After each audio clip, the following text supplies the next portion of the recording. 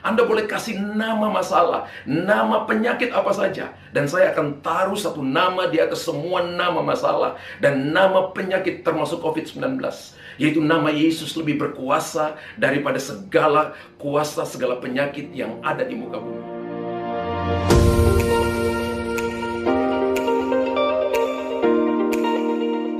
Shalom para pendengar dari Solusi Hidup. Saya Pendeta Luther Dias. Hari ini berjumpa dengan saudara, dan saya percaya keadaan saudara baik-baik saja. Ada banyak hal yang kita dengar hari-hari ini, dan kabar-kabar itu bisa saja membuat Anda takut, bisa saja membuat Anda cemas, bisa saja membuat iman dan pengharapan kita kepada Tuhan menjadi lemah dan menjadi mundur. Tapi pada hari ini saya mau beritahukan kepada saudara, firman Tuhan berkata bahwa Tuhan tidak memberikan kepada kita roh ketakutan, tapi Tuhan memberikan kepada kita kekuatan, kasih, dan ketertiban. Itu berarti bahwa waktu-waktu ini adalah waktu-waktu untuk kita memperhatikan firman, mengucapkan firman, hafal firman Tuhan. Firman Tuhan itu tinggal dalam kita ucapkan setiap hari. Karena langit dan bumi ini diciptakan hanya ketika Tuhan mengucapkan firman. Kita ini paling berkemistri ketika kita dengar firman dan lakukan firman, menghidupi firman. Maka saudara dan saya akan melihat kuasa daripada firman atau manifestasi firman itu terjadi dalam kehidupan saudara. Kalau kita perhatikan Alkitab kita, Keluaran pasal yang ke-12, bahwa ketika terjadi tulah yang terjadi di Mesir, maka firman Allah berkata begini, bahwa seluruh Mesir kena tulah. Mulai dari air berubah menjadi darah, dari lalat pikat, nyamuk, katak, sampai kematian anak-anak sulung. Tapi yang terjadi adalah di tempat tinggal orang Israel di Goshen, itu tidak terjadi tulah sama sekali. Kenapa? Karena ada perlindungan dari Tuhan. Karena ada God's protection, kingdom protection. Alasannya karena mereka adalah umat pilihan Tuhan. Mereka adalah orang-orang yang dipilih oleh Tuhan, dikasihi oleh Tuhan. Bapak Ibu tahu, ketika kita melayani Tuhan, ketika kita jadi anak Tuhan, ketika kita jadi hamba Tuhan, kita dapat 5 berkat istimewa. Yang pertama adalah kita dilindungi dari sorga. Yang kedua, kita dipimpin dari sorga, dapat supply sorga, dapat promosi sorga, dan dapat kuasa sorga. Ada 2 hal di sini. Yang pertama, kita dipimpin dari sorga atau dilindungi dari sorga. Dan yang berikut adalah ada kuasa sorga. Tuhan memberikan kepada kita kuasa. Matius pasal yang ke-8, ceritanya seorang kusta ketemu dengan Yesus, dan dia berkata begini, maukah engkau menyembuhkan aku? Dan Yesus berkata, aku mau. Dan saudara tahu bahwa pada masa itu orang kusta itu tidak tinggal di dalam sebuah kota, tidak tinggal pada sebuah desa. Mereka selalu tinggal di luar pintu gerbang atau di luar kota, di luar sebuah desa. Dan setiap hari mereka harus berteriak, najis, najis, najis, najis. Tapi pada waktu itu dia ketemu dengan Yesus, dan orang kusta itu menular, saudara. Sehingga mereka harus jauh dari perkemahan di mana orang-orang sehat itu tinggal. Dan pada waktu itu dia ketemu dengan Yesus, maukah engkau menyembuhkan aku? Yesus berkata, aku mau. Dan Yesus menyembuhkan dia.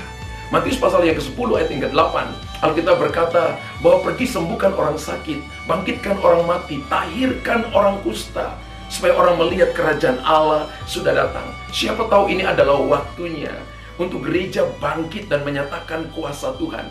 Ini adalah waktunya di mana dunia melihat bahwa Yesus yang kita sembah adalah Yesus yang hidup. Yesus yang kita sembah adalah Yesus yang ajaib. Dia disebut nama di atas segala nama. Anda boleh kasih nama masalah, nama penyakit apa saja, dan saya akan taruh satu nama di atas semua nama masalah dan nama penyakit termasuk COVID-19.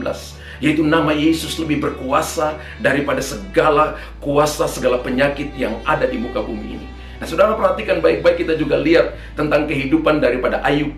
Ayub pasal pertama sampai ayat pasal 21. Dan setan datang dan setan minta daripada Tuhan supaya angkat perlindungan daripada Ayub. Ingat bahwa setan tidak serang langsung harta kekayaan Ayub, tapi setan cemburu dengan perlindungan yang Tuhan berikan kepada Ayub. Kenapa? Karena Ayub adalah seorang yang saleh, yang takut akan Tuhan, rajin ibadah, menjauhi kejahatan. Setan datang dan nawar, dan Tuhan izinkan.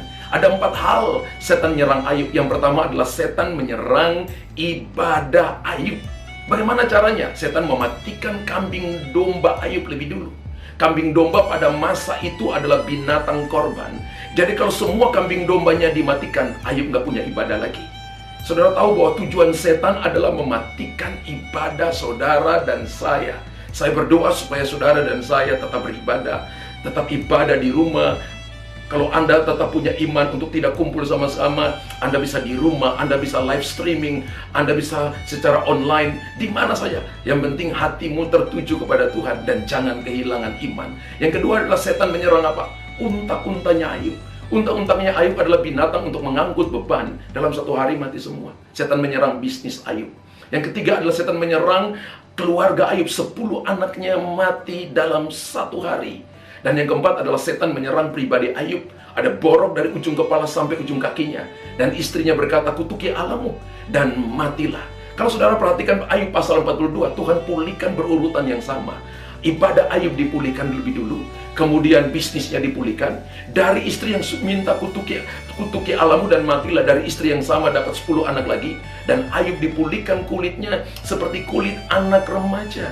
Dan dia masih hidup dan melihat generasi ketiga. Dengan matanya sendiri, anak cucunya lahir di pangkuannya. Itu bukti bahwa kebesaran Tuhan ada bersama-sama dengan saudara. Saudara dengar baik-baik, bahwa ketika Anda dan saya takut, maka itu melemahkan kekuatan saudara. Tapi ketika Anda percaya, maka Anda akan melihat kemenangan ada di pihak saudara dan saya. Saudara, hari ini bukan untuk waktunya untuk kita saling menyalahkan, tapi ini adalah waktu untuk kita saling bergandengan tangan.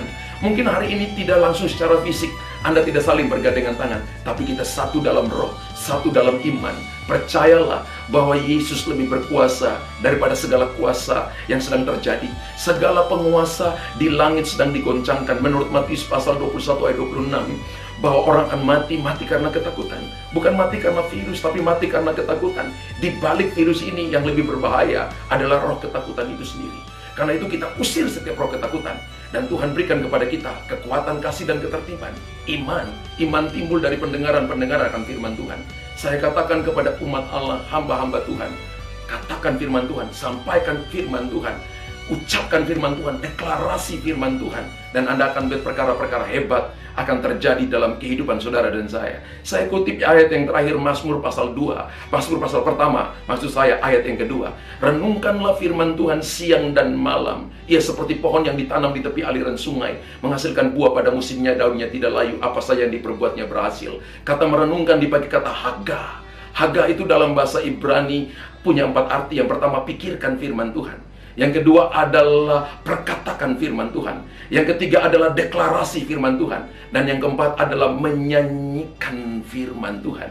Anda bangun pagi dan Anda baca Mazmur 23 ayat 1. Tuhan adalah gembalaku yang baik, takkan kekurangan aku. Ia adalah perlindungan bagi kita, gembala yang selalu menuntun kita. Lalu Anda pergi, Anda ketemu dengan istri dan Anda berkata, hari ini aku percaya bahwa Tuhan ada bersama denganku karena Dia gembala, karena aku tidak akan kekurangan suatu apapun. Anda perkatakan, kemudian Anda masuk kamar mandi, Anda sisir rambut dan Anda deklarasi firman Tuhan. Tuhan adalah gembalaku, takkan kekurangan aku. Kemudian Anda mulai mendengung. Lalu Anda mulai nyanyikan, Tuhan adalah gembalaku, takkan kekurangan aku. Ketika Anda menyanyikan firman Tuhan, tidak ada satu kuasa pun yang dapat tahan berdiri menghadapi saudara. Karena Tuhan janji kemenangan ada di pihak kita. Bersama dengan Allahmu, siapakah jadi lawanmu? Saya berdoa kepada saudara, biarlah umat Tuhan menjadi umat pemenang. Siapa tahu Tuhan taruh kami di waktu ini untuk dunia melihat kemuliaan Tuhan, untuk dunia melihat kuasa Tuhan dinyatakan. Seperti Yesus yang mau jamah orang kusta dan berkata, aku mau. Demikian juga hari-hari ini akan ada begitu banyak mujizat yang akan terjadi. Hamba berdoa kepada mereka yang sakit. Hamba berdoa kepada mereka yang ada di rumah sakit, supaya Tuhan berikan kepada mereka kesembuhan, pemulihan. Hamba berdoa supaya kekuatan yang baru Tuhan berikan kepada mereka. Anugerah Tuhan turun bagi mereka. Hamba berdoa kepada Bapak Presiden. Hamba berdoa kepada Wakil Presiden, para menteri, semua yang sedang bekerja keras, para dokter, para suster yang bekerja, bukan cuma Indonesia, seluruh dunia. Hamba berdoa, aku usir setiap roh ketakutan, dan aku minta kekuatan, kasih, dan ketertiban Tuhan berikan. Kasih yang sempurna, melenyapkan ketakutan. Hamba berdoa kasih yang sempurna, yang kau demonstrasikan di atas kayu salib, dan engkau berkata, it is finished, sudah selesai. Semua dosa, segala sakit penyakit sudah selesai. Engkau lakukan yang sama hari-hari ini, sehingga di waktu ini gereja menjadi garam dan terang, mendemonstrasikan kuasa Allah, sehingga orang akan melihat kemuliaan Allah dinyatakan. Hamba berdoa dalam nama Yesus, kesembuhan aku lepaskan, pemulihan aku lepaskan, iman yang besar yang timbul dari percaya firman Tuhan, perkatakan firman Tuhan ada pada umatmu, sehingga gereja menjadi berkat, umat Allah menjadi berkat, dan nama Tuhan dipermuliakan. Dalam nama Yesus hamba berdoa dan mengucap syukur. Haleluya, amin. Terima kasih Anda sudah menonton dan melihat acara ini. Kita akan ketemu lagi di sesi daripada solusi hidup di part berikutnya. Dan biarlah sesi ini menjadi berkat bagi saudara, memberikan kekuatan bagi saudara. Sekali lagi saya beritahukan, jangan takut. Perkatakan firman Tuhan, renungkan firman Tuhan, lakukan firman Tuhan, dan Anda akan melihat kemenangan besar Tuhan berikan kepada saudara.